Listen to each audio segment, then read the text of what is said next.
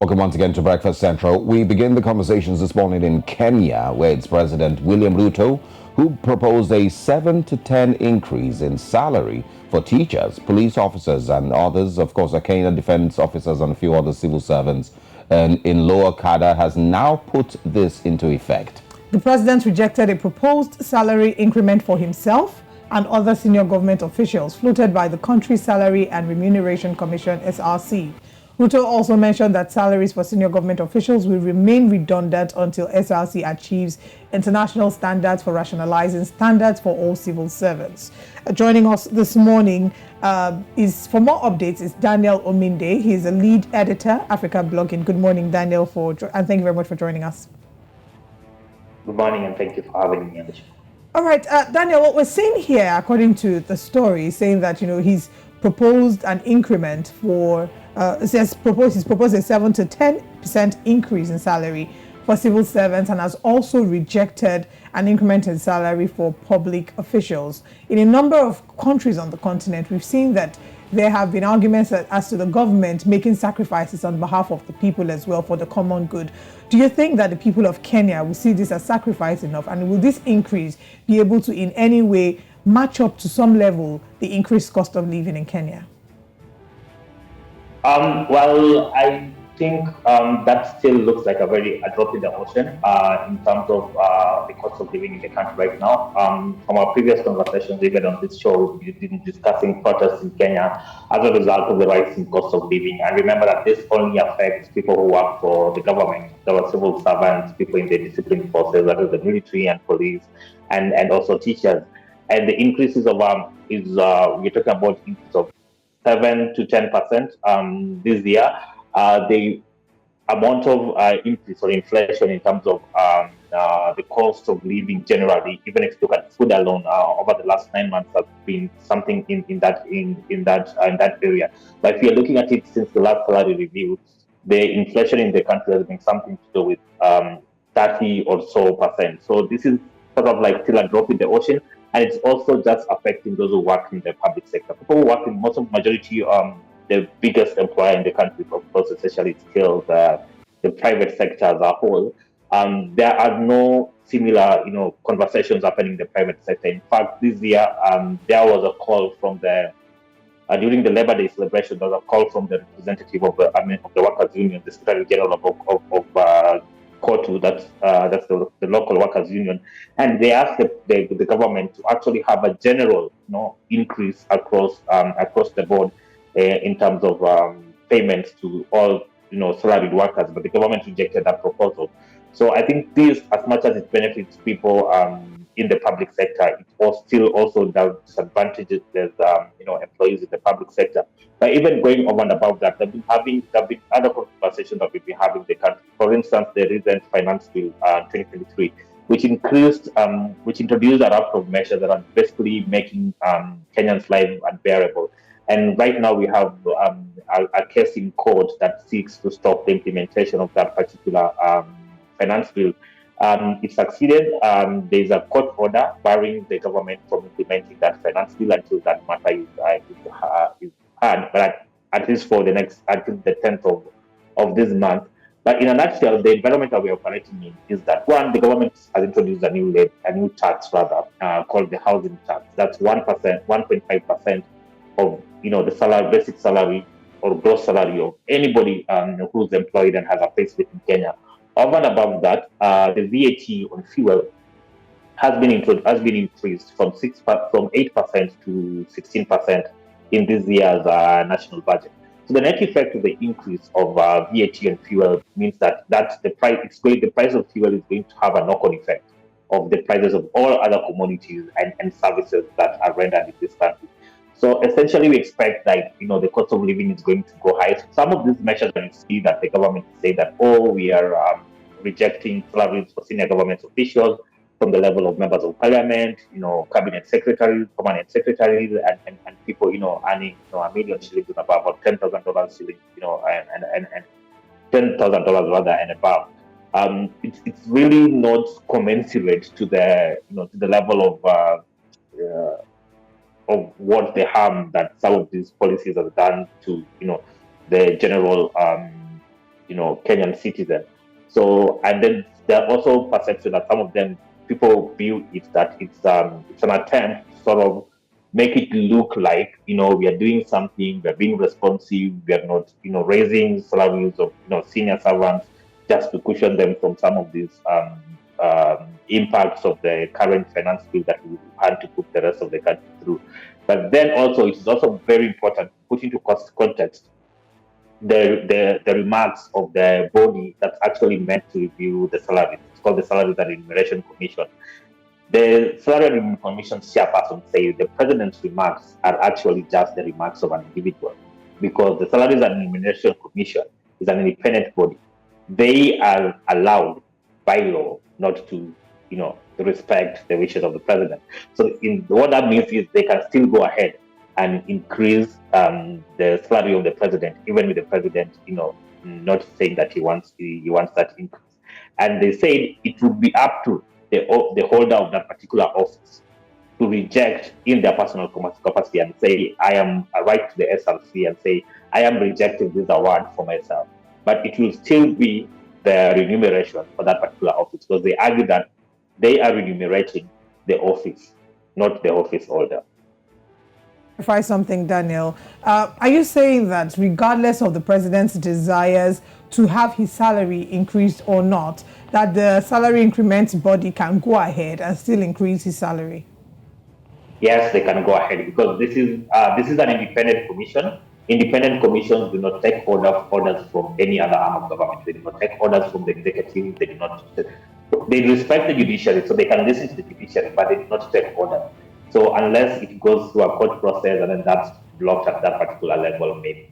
But they are supposed not. I mean, in theory, they are not supposed to be under the beck and call of the president or any other arm of government. That's interesting. But now let's talk about another aspect. Can Kenya afford this comfortably? The salary increments for these civil servants. Is this going to be something that would be sustainable? And can the government afford it? Where we are at right now is we are a limping economy. The cost of living is very high. Even for the government to be able to deliver the basics that it wants to deliver to the citizenry, it has had to raise taxes in a lot of ways that actually, reduce what's in our pockets. For instance, if you're a salary employee and you've been earning 100,000 shillings, before the current financial year came into effect, 100,000 shillings, what it could do for you then, it can't do for you right now anymore. So you probably need 130,000 shillings for you to be where you were with 100,000 shillings last year. So we can't afford this. But you see, as much as the government is doing this, it is doing this through taxation. It's going back again and taxing the same people who are workers, who are paid, and sometimes it's double triple taxation, because once you tax on your salary, but then still you have to pay VAT on things like food items, some of which you are not paying VAT for. Right now there's the doubling of the VAT on fuel, so moving around the country is very difficult. People are choosing now not to drive to work, instead use public transport, sometimes use the trains, and sometimes it's not even easy, because some of the places where people reside becomes a bit cumbersome, because our public transport network, it's also not as developed as it is in other countries, and that's why sometimes it's more convenient for people to drive to their places of work rather than use public transport. But those are some of the concessions that people we have to adjust. You have to adjust how you eat. You have to adjust, reduce on things that you couldn't consider necessities and concentrate on necessities. But we're also going to see like this, the effects of the current finance bill, or rather the budget that we just read the other day. We are going to see a lot of adjustment in terms of even, school fees, and we are still yet to feel the entire net effect of it. Just last week, or earlier this week on Monday, the public transport association, they say they're going to increase fares for public transport buses and matatu. So we are yet to feel this, but to answer your question directly, can we afford this? We can't afford, because yes, the increment is for government workers, but the government workers are paid through taxes that Majority of it comes from private sector. Now, Ruto had already established some of the reasons for the finance bill being, of course, trying to ensure that they make provision for the government, the budget, to be able to bring money in from the government coffers without having to do a lot of reliance on external sources. The people of Kenya, of course, have been opposed to this. I want to ask if, we have started to feel the impact. How badly? I mean, you did give an example, but I want you to paint a clearer picture of the impact of this bill on the lives of Kenyans. And is there a, proverbial light at the end of the tunnel? Do Kenyans foresee that light? IMF has come to praise William Ruto for his prompt response to the economic challenges that Kenya is facing after they promised, I think, $1 billion. I'm not quite sure. I need to confirm the figures. But are Kenyans excited about this? Is there a possibility, and is there hope for them that things will get better in the nearest future? Of course, the excitement is lacking, and the reason why the excitement is missing is because some of these measures directly reduce, the amount of money we go back home with at the end of the month.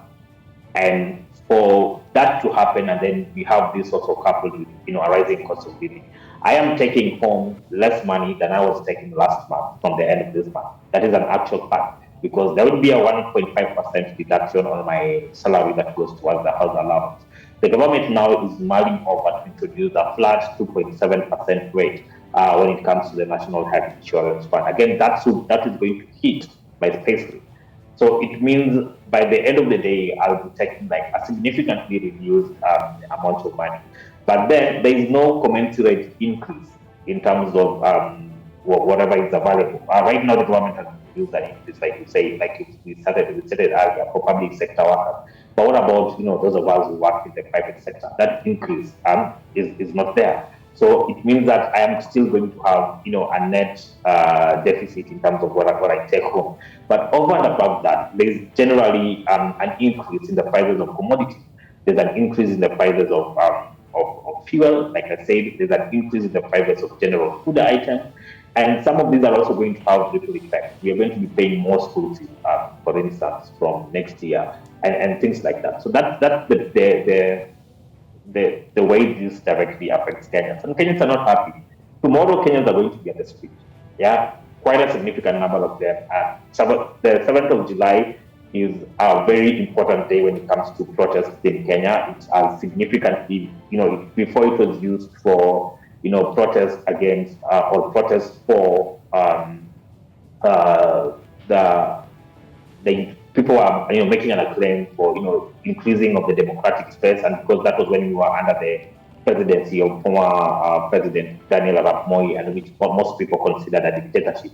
And then when the opposition parties came into power and had that democratic space, and then the July 7th protests sort of died. But tomorrow we are having these protests coming back. And the reason why they're coming back because of people complaining about the cost of living. And opposition politicians are saying the government is not responsive to the demands and the realities of the lives of Kenyans right now. So next week, the opposition is also saying that, look, we might go back to protest every Monday.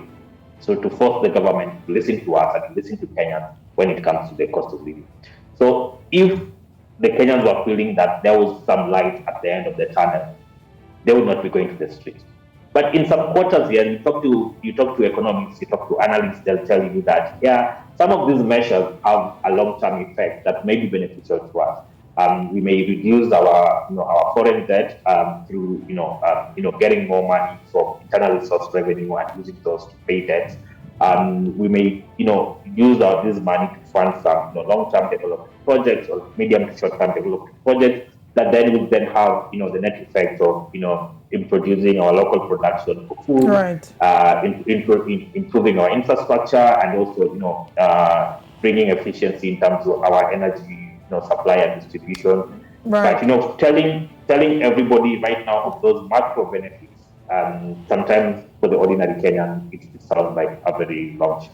Daniel, the 7th of July is just tomorrow. We, of course, will eventually wait to see how this protest turn out and how much impact they will have. Hopefully, we can have this conversation again tomorrow or sometime soon. Thank you so much for your time with us this morning.